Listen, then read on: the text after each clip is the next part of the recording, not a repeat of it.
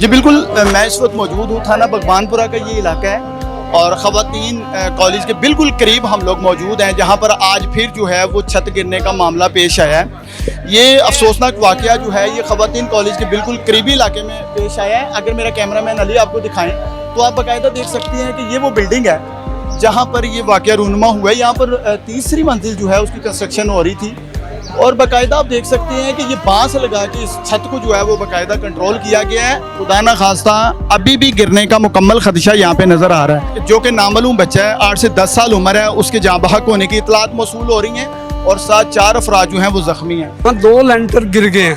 2 लेंटर गिरे हैं, तीसरी मंजिल का पहले गिरा, बाद में दूसरी का गिरा है। और वो कल तैयार हुआ था, कल उन्होंने तैयार किया था। सर ये ट्यूशन सेंटर था, कोई स्कूल था क्या? है स्कूल, अल नसर स्कूल है। और नीचे बच्चे पढ़ रहे थे? नीचे बच्चे उन्होंने कैंप लगाया हुआ था, समर कैंप, जबकि समर कैंप जो है उसकी तो परमिशन ही नहीं है। ये लगाते रहते हैं, इनको तो पता नहीं, इनको पैसा आना चाहिए। ये इन चीज़ों को नहीं सोचते, जगह है नहीं है, किस जगह ये चीज़ें होनी चाहिए। गुंजान इन इलाकों में जहाँ बच्चे अच्छी तरह आ भी नहीं सकते, जा भी नहीं सकते। फटा है, जनरेटर फटा है, जनरेटर फटने से दोनों लेंटर नीचे आ गए, ऊपर नीचे। बच्चे का नाम क्या है जी जिसकी डेथ हुई है?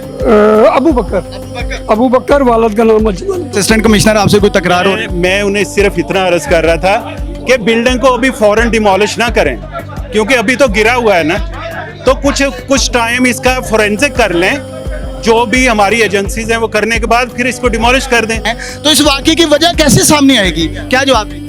कैसे रशीद साहब कौन? सॉरी सर एजुकेशन की अभी आपकी मैं बिल्डिंग डिमोलिश नहीं कर रहा। देखें आप, जो लेंटर लटक रहा है ना, उसको हटाया जा रहा है। देखें वो हटाना है। वो यहाँ पे आबादी है, कंजेस्टेड पॉपुलेशन है, और मैं आपको एक चीज़ की गारंटी देता हूँ कि जो बिल्डिंग है वो एज़ पर लॉ ही जब ये कंप्लीट होगी उसकी डिमोलिश की है। जो हम लेंटर है वो उठाना है। और दूसरी बात ये, जो कैसर रशीद साहब हैं, उन्होंने एक गैर जिम्मेदारी का मुजाहिरा किया और हम सेक्रेटरी साहब को रिपोर्ट करेंगे कि एक तो उन्होंने काम ठीक नहीं किया और उसके बाद आके कह रहे हैं कि जी ये इस तरह ना करें, इस तरह ना करें। जी बिल्कुल, मैं इस वक्त मौजूद हूँ थाना भगवानपुरा का ये इलाका है और ख़वातीन कॉलेज के बिल्कुल करीब हम लोग मौजूद हैं, जहाँ पर आज फिर जो है वो छत गिरने का मामला पेश आया है। ये अफसोसनाक वाक़या जो है ये ख़वातीन कॉलेज के बिल्कुल करीबी इलाके में पेश आया है। अगर मेरा कैमरामैन अली आपको दिखाएं तो आप बाकायदा देख सकते हैं कि ये वो बिल्डिंग है जहाँ पर ये वाक़या रूनुमा हुआ है। यहाँ पर तीसरी मंजिल जो है उसकी कंस्ट्रक्शन हो रही थी और बाकायदा आप देख सकते हैं कि ये बांस लगा के इस छत को जो है वो बाकायदा कंट्रोल किया गया है। खुदा ना खास्ता अभी भी गिरने का मुकम्मल खदशा यहाँ पे नज़र आ रहा है। रेस्क्यू टीमों ने जो है मौका पर पहुंचकर फौरी ऑपरेशन जारी किया और एक बच्चे जो कि नामालूम बच्चा है, 8 से 10 साल उम्र है, उसके जाँ बहक होने की इतलात मौसूल हो रही हैं और साथ 4 अफराद जो हैं वो ज़ख्मी हैं। यहाँ पर इस वक्त रेस्क्यू ऑपरेशन जारी है। बाकायदा तौर पर रेस्क्यू टीमें, सिविल डिफेंस की टीमें और पुलिस की भारी नफरी यहाँ पर मौजूद है। थाना भगवानपुरा के SHO भी यहाँ पे पहुँच चुकी है अपनी नफरी के साथ। तो आप बाकायदा देख सकते हैं यहाँ पर एक जमे गफ़ीर है आवाम का। लाहौर में गुज़श्ता रोज़ जो है वो काना में एक क़यामत सुगरा जो है वो बर्पा ऑलरेडी हो चुकी है। उसके बाद ये दूसरा सानिया है कि एक ज़ेर तमीर स्कूल की जो है वो तीसरी मंजिल की छत जो है वो गिर गई, जिसमें 4 अफराद ज़ख्मी होने की इतलात मौसूल हुई हैं और एक बच्चा जो कि नामालूम है उसकी जाँ बहक होने की इतलात मौसूल हुई हैं। आप यहीं के रहायशी हैं? जी जी। क्या कहेंगे, ऐसे वाक़यात रूनुमा होना मामूल की बात बन चुका है? अभी कल काना में एक बहुत बड़ा सानिया पेश आया और यहाँ पे आज दूसरा, ये भी स्कूल था? हाँ, ये अकेडमी थी। हाँ,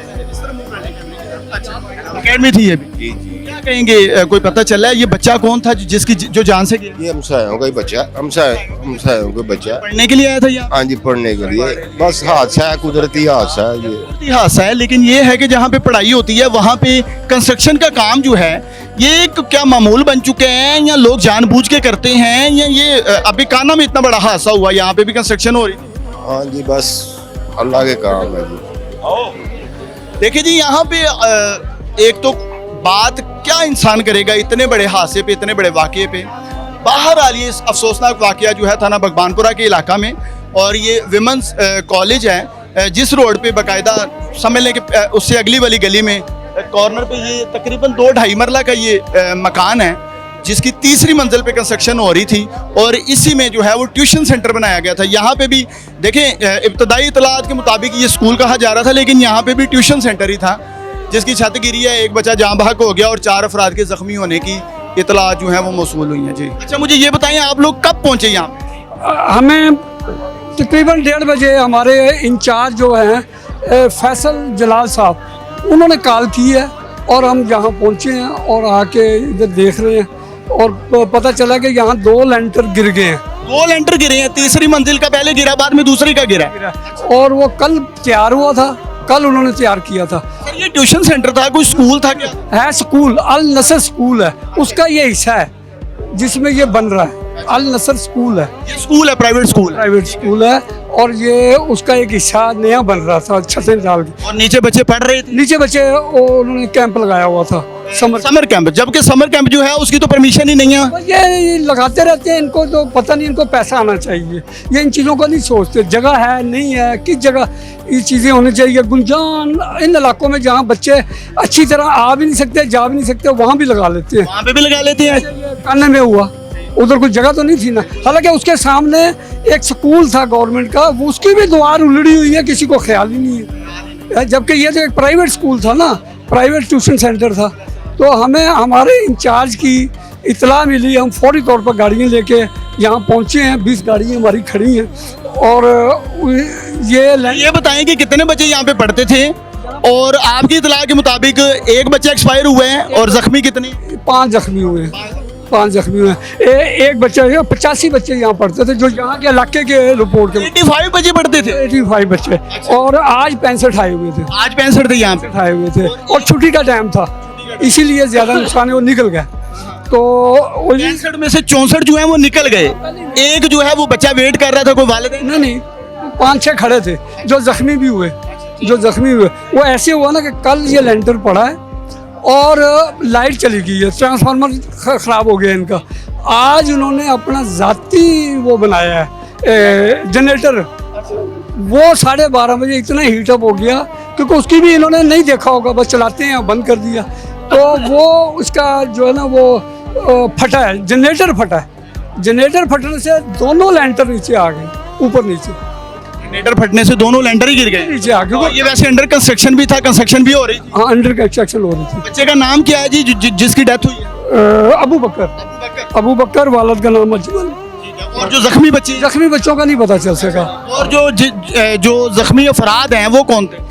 जख्मी अफराद वो भी बच्चे हैं, स्कूल के बच्चे हैं। और 4 पता चला मजदूर जो इधर काम कर रहे थे उसके लिए। वैसे तो कान्ना में इतना बड़ा सानिया हो गया और वज़ीर-ए-आला पंजाब ने सख्ती से नोटिस भी लिया है, आप क्या कहेंगे? ऐसे जो इक़दाम है इनका कोई चेक एंड बैलेंस भी होना चाहिए। अब बिल्कुल, मैंने उधर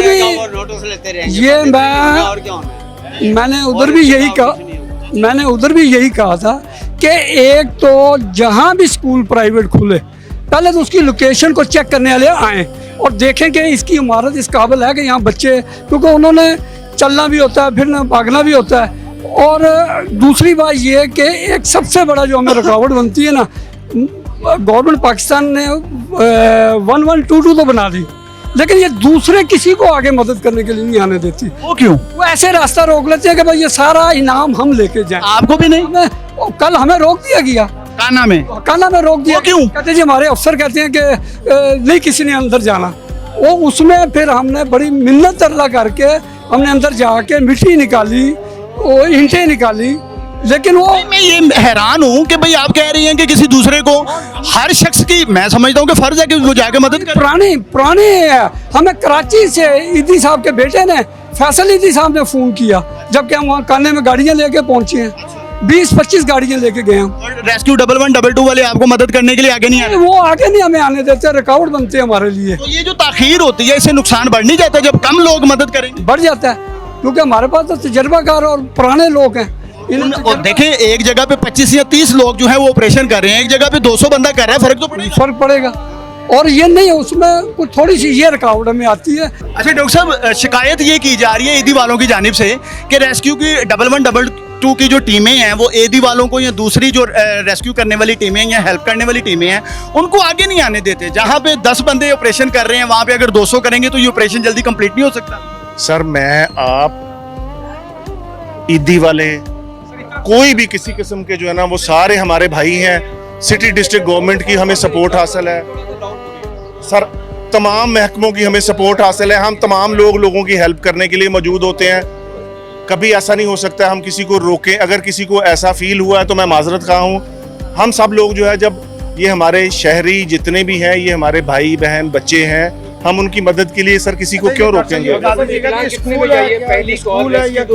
सर अपेरेंटली जो है, जिस तरह आप साहबान के साथ विजिट किया, looking like a school sir, वो मेरा ख्याल शायद वहाँ पे कल से आज तक 15 बच्चे जो हैं वो शहीद हो चुके हैं। क्या कहेंगे रेस्क्यू टीमें इस हवाले से, मजीद कोई एसओपीज बताएंगी, कुछ चेक एंड बैलेंस के हवाले से भी बात हो सके? सर गवर्नमेंट जो है वो उसके ऊपर डेफिनेटली काम कर रही है। सर अगर आप मेरे से रेस्क्यू का सर क्वेश्चन करें तो पहली कॉल कितने बजे मौसूल हुई और आपका रिस्पॉन्स सर 12:13 पे हुई, तकरीबन 10 मिनट में, हमारा बहुत दूर स्टेशन नहीं है यहाँ पे, उसने गाड़ी ने रिस्पॉन्ड कर दिया था। घास मंडी पे वो हमारा स्टेशन है, वहाँ से गाड़ी आ गई थी और गाड़ियाँ भी यहाँ पे हमारे पास मौजूद थी, मोटर बाइक्स भी पहुंची, जैसे जैसे पता चला वो इमीडिएटली पहुंची। सब थोड़ा सा आप बता दीजिएगा कि ये तकरार किस चीज़ की चल रही थी? नहीं तकरार बिल्कुल, मैंने असिस्टेंट कमिश्नर आपसे कोई तकरार हो रही? मैं उन्हें सिर्फ इतना अर्ज कर रहा था कि बिल्डिंग को अभी फौरन डिमोलिश ना करें, क्योंकि अभी तो गिरा हुआ है ना, तो कुछ टाइम इसका फोरेंसिक कर लें, जो भी हमारी एजेंसीज हैं वो करने के बाद फिर इसको डिमोलिश कर दें, ताकि वो रिकॉर्ड पे आ जाए ना। बिल्कुल, बहुत अच्छी बात। अभी वो तेजी के साथ इसको डिमोलिश करें, मैंने ये अर्ज की थी। और की वजह क्या है? कोई सबूत मिटाना चाह रही हैं या वो इस तरफ कोई नजर ना करे? मैं भी चूंकि एक जिम्मेदार बंदा हूँ, मैं किसी की नीयत के बारे में तो नहीं लेकिन आपकी बात से साबित तो यही हो, लेकिन तो मैं तो अर्ज कर सकता हूँ, मैंने अपना फर्ज कहने पे अदा कर दिया है। आगे जो है वो और एजेंसीज भी इसको देख रही होंगी। ठीक है। अच्छा सर, उन्होंने ये जरूर कहा है कि आप लोगों की जिम्मेदारी थी, आपकी वजह से स्कूल चल रहे हैं, मीन स्कूल एजुकेशन की वजह से, वो डेफिनेटली वो जो बाई लाज हैं वो फॉलो कराना या करना है, लेकिन बिल्डिंग सेफ्टी जो है वो टोटली लोकल गवर्नमेंट की जिम्मेदारी है, ज़िला इंतजामिया की, लोकल गवर्नमेंट की। जो 2025 वाला जो एक्ट आया है उसमें टोटल बिल्डिंग बाईलाज को फॉलो करवाना लोकल गवर्नमेंट की जिम्मेदारी। बिल्कुल ठीक है। मैंने सिर्फ ये अटेंशन की है, तरफ वो आना नहीं चाहे। वो मेरे भाई हैं, उनकी अपना नुक्ता नजर है, मैं तो बड़ी सीधी सी बात की है। अच्छा मुझे ये बताएं सर, अगर ये डिमोलिश कर दी जाती है तो उसके बाद क्या मतलब रिपोर्ट क्या बनेगी, क्या सामने आएगा? देखे ना मेरी बात, आपका भी एक तजुर्बा है। काज ऑफ जो इंसिडेंट है वो तो पता होनी चाहिए ना, काज ऑफ इंसिडेंट तो पता, वो जरूरी है। वो अब काज अब रहेगी नहीं, या उसका एग्जैक्ट सीन ही खत्म हो जाएगा, तो फिर कैसे होगी, ये मैं अर्ज कर। असिस्टेंट कमिश्नर शालीमार आमिर भट्ट साहब मेरे साथ मौजूद है। सर कैसे रशीद साहब कह के गए हैं कि अगर बिल्डिंग डिमोलिश कर देती हैं तो इस वाकये की वजह कैसे सामने आएगी, क्या जवाब देंगे?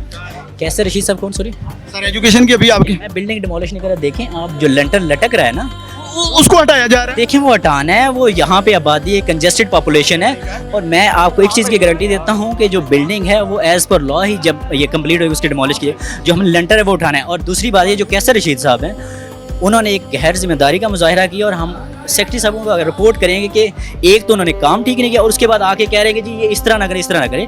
आपने खुद जाके ना, आपको मैं मौका दूंगा, आपने जो लंटर लटक रहे हैं, जो बांस से हमने अटैच किया है, वो लाजमी देखना है आपने। नहीं हमने देखा, बिल्कुल आप ठीक है। मेरी बात सुनिए, हमारे लिए जो इंसानी ज़िंदगी है, जो बच्चे हैं वो बचाना सबसे पहली बात। और इससे पीछे कंजेस्टेड पॉपुलेशन, इससे पीछे भी घर हैं जो गली बंद हुई पड़ी है, वो लोग पीछे हमने सिविल डिफेंस के लोग खड़े किए हुए हैं। कैसर रशीद साहब ने क्या तामनी किया और क्या बात गलत की? कैसर रशीद साहब वाकई हैं कौन, वो इधर आए हैं, मुझे नहीं पता कौन है, मैं अभी डी साहब से बात। अच्छा सर ये बताएं कि इससे पहले जब ये कंस्ट्रक्शन हो रही थी तो बिल्डिंग इंस्पेक्टर यहाँ पे आए, कोई चेक एंड बैलेंस रखा गया? बिल्कुल आपका अच्छा सवाल है, इस तरह का सवाल करना भी चाहिए था, मैं इंतजार कर रहा था मेरे से ऐसा सवाल। जैसे ही ये इंसिडेंट हुआ, मैंने अपने बिल्डिंग वालों से यही पूछा, 2 दिन पहले नोटिस जारी हो गए थे, इस बिल्डिंग हो गए थे, हम मीडिया से थ्रू PR सबसे शेयर कर देंगे। मैंने अच्छा सर ये नोटिस जारी हुए थे कंस्ट्रक्शन रोकने के? जी रोकने, क्योंकि बावजूद ये कर रहे थे? उसके बावजूद कर रहे थे। देखिए ये ऊपर लंटर डाल रहे थे बेसिकली, और आपने देख लिया जितनी बोसीदा बिल्डिंग थी, और इंशाल्लाह उनके अगेंस्ट एज पर लॉ कार्रवाई हो। सर 2 लेंटर डल रहे थे, दो छतें गिरी हैं, और क्या ये इसको एक्सटेंड किया जा रहा था?